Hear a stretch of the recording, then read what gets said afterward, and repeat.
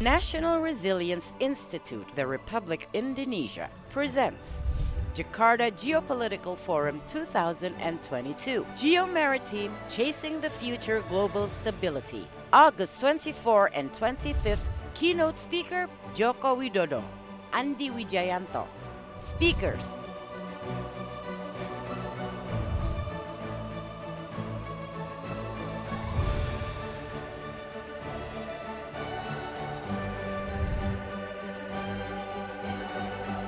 Registration. Jakarta Geopolitical Forum 2022. Geo-Maritime Chasing the Future Global Stability. And first of all, I would like to thank Lemhannas for inviting me to share some thoughts that I have about the issue and the topic that has been assigned to me. As mentioned by Ibu Kuri, I will be focusing more on the Indonesian view and the Indonesian interest on the issue on ocean or maritime related domain. And probably I would start with from the conclusion that Dr. Heed mentioned, that is compartmentalizing cooperation with China and the US would be the best way to go. And it seems to me that I could not agree more with that. And then my thought is basically because the issues, the economic dimensions are very complex, so we cannot afford actually to choose either one because there are nuances in our policies and also our interests as well. Now, if I may, I do not prepare PowerPoint slides, but the structure of what I'm going to speak about in the next 20 minutes, that is, I'm going to highlight. Of course, you are around the table, probably know more than me about this. The value of this economic related benefit of our ocean, i.e. the blue economy, what is it, and how big it is for Indonesia. But then I will discuss issues for Indonesia with regard to at least 2 points. Number one, the sustainability of our marine resources, and second, of course, maritime security and threats to these economic activities. And the third part would be how we're going to move forward, the way forward for us in Indonesia when it comes to our policies on issues and regional architecture on this issue of sustaining our marine resources.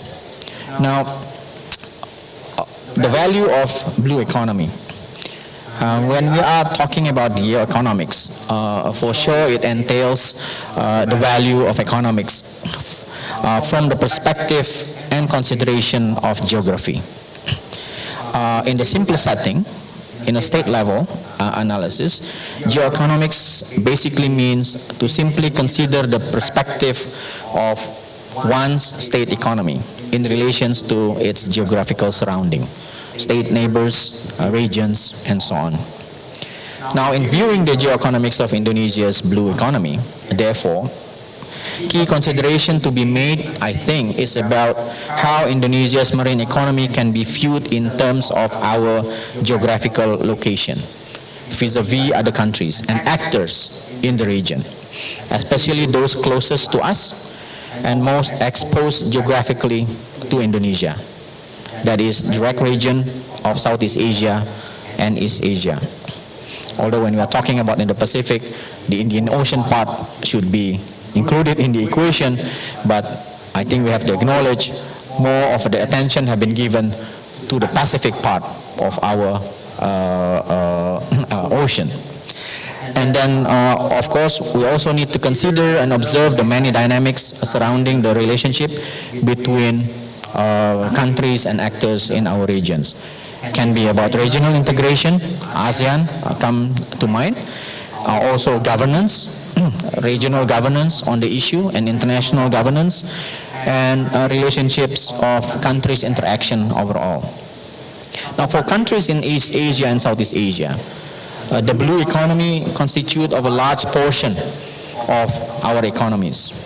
East Asian seas is home to 80% of global aquaculture, 60% of the world's captured fisheries, and hosts 90% of the global trade conducted via shipping, as highlighted as well by Dr. Heath in his presentation.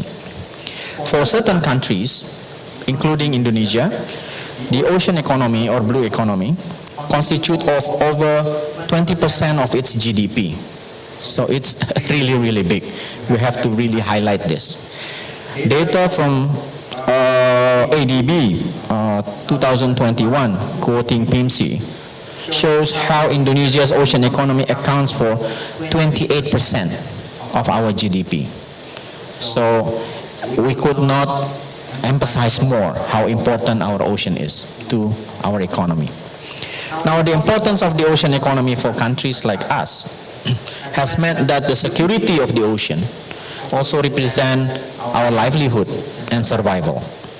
Not only is Indonesia's ability to sustain our growth is dependent on our ability to produce and extract from our ocean resources, but day-to-day ordinary Indonesians also find themselves dependent towards the ocean.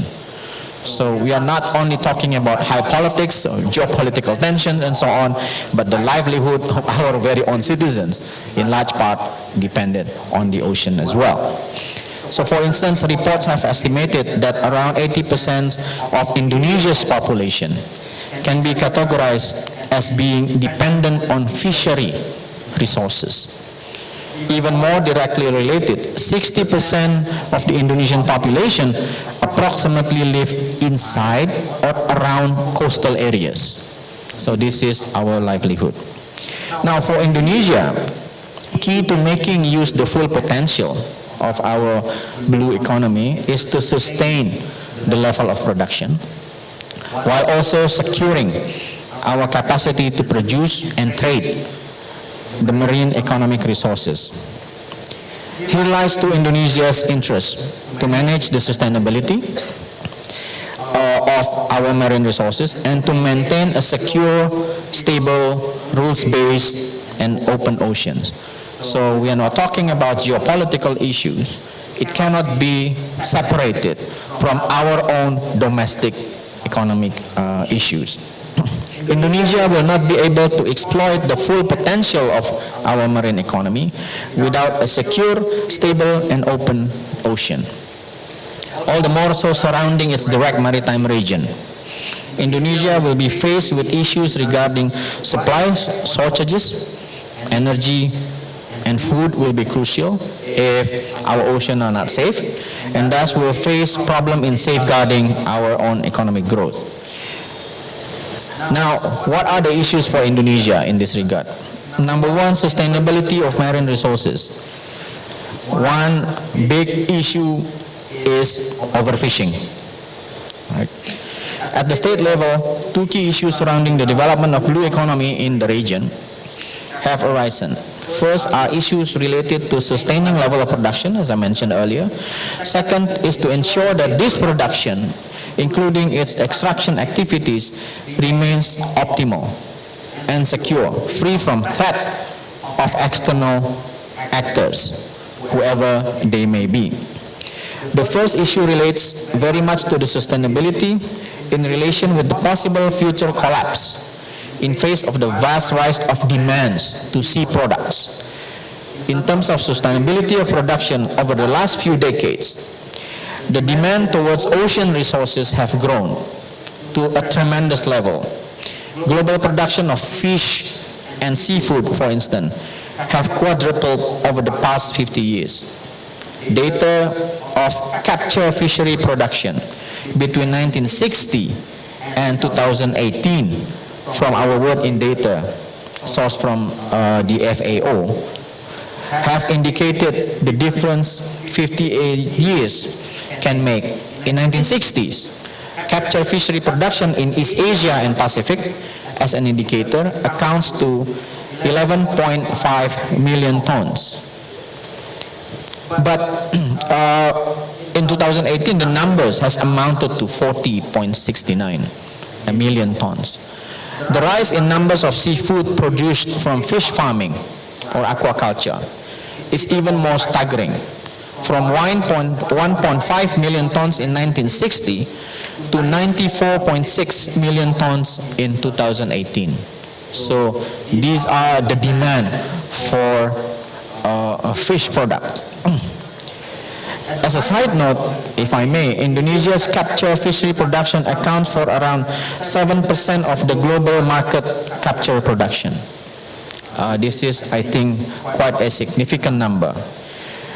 Back in 2019, the capture fishery sector alone represents 1.6% of Indonesia's GDP, according to the data from FAO. So, again, we cannot highlight it more about the importance of our economy and our relative dependence on our ocean resources. The other side of the coin, and likely more importantly, is that all the data showed that the increased pressure on fish stocks around the globe for Southeast Asian countries, with a report from 2018, let me see, there is the data from the Asia Foundation for Southeast Asian country. A report from 2018 suggested 64% of fishery resources base across the region being at medium to high risk from overfishing already. A report from 2018 suggests how 90% of Indonesian boats draw their catch from areas that are already overfished and overcrowded with boats.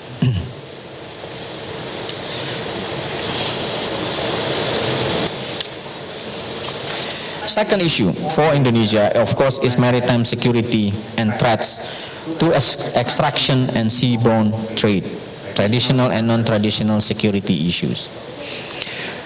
The stressor to sustaining our level of production is related to the capacity to ensure optimal production from the means. The resources are there to exploit for the country, and that the activities and trades conducted at sea are secure from threats. So this is the same side, the two sides of the same coin. For Indonesia, as also mentioned by Dr. Heath in his presentation, the existence of important strategic sea lanes of communication, the Malacca Strait, Singapore Strait, Sunda Straits, Lombok Straits, the Ombai Straits, and the Wetar Straits, puts Indonesia in a strategic spotlight of East Asia's blue economy and regional maritime geostrategic calculation. The most prominent one, Malacca Strait, has been well known as the busiest choke point in the region, hosting more than 60,000 vessels annually, some of which are of crucial importance, shaping crude oil, where 90% of the total volume flowing through South China Sea will transit, connecting the suppliers, traversing through the South China Sea, traversing from the Indian Ocean to their consumer in markets across East Asia. So disturbance in and around these straits will likely amount to shocks in regional and even global economies. And first and foremost, probably our own economy. The fact that Indonesia and Southeast Asia are home to strategic maritime choke points thus often puts the issue of blue economy, when viewed from the geoeconomic lens, to be closely related also with geopolitical and security consideration. This is mainly because the strategic seas and their importance have also become naturally part of other countries' national interest. Some would like to keep them open and secure, while others would like to use them and exploit their resources to safeguard their own people. The simple trait has given born to many of the geopolitical dynamics Indonesia is facing surrounding our seas. Now, geopolitical economy the geopolitical dynamics of the 21st century have increasingly shifted to cover more maritime dimension. Albeit remaining chapters of land wars, like the war in Ukraine right now, continues, but the rise of powers like China and India have been heavily denominated in maritime settings. So transforming the ocean as theaters of major power competition in their pursuit of national strategic interests, especially if compared with the land-based struggle for power in the 19th or 20th century. So key reason for this is the vast potential of the ocean, the vast room of unexplored and undermined areas at sea, often less covered in the conventional sense of international rules and laws, has given states room to compete. But if I may remind our fellow Indonesians and friends from the region, the DNA of Southeast Asia is actually always how to shift area of competition into area of cooperation. And ASEAN has been doing this for its life, trying to shift the region.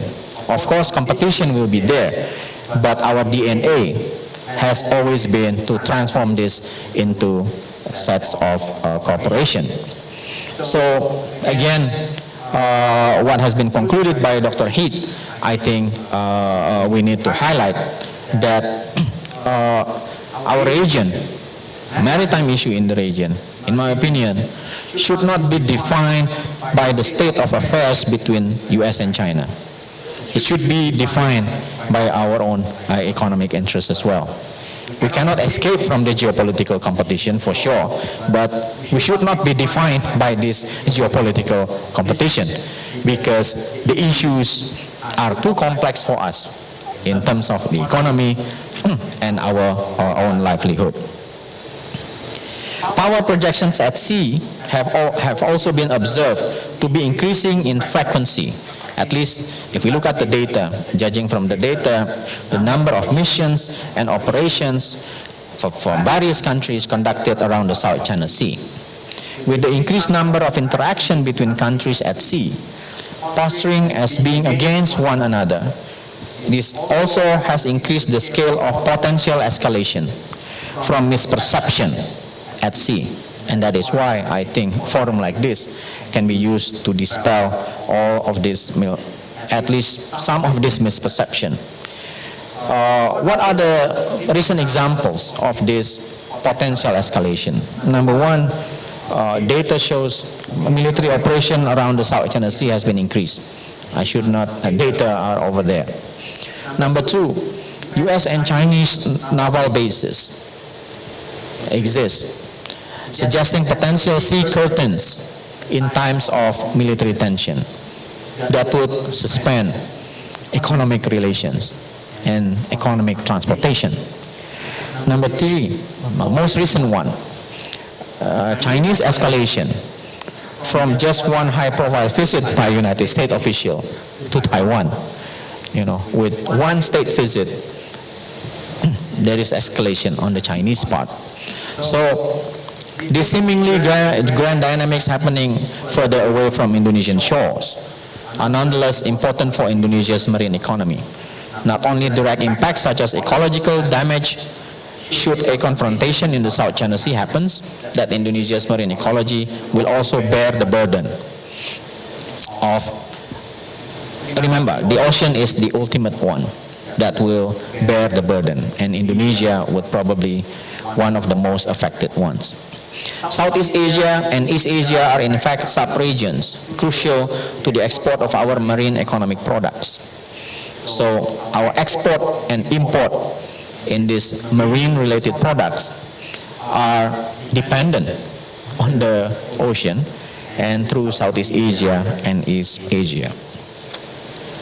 Lastly, what then have been done by Indonesia so far to keep the level of production, but at the same time to secure our ocean?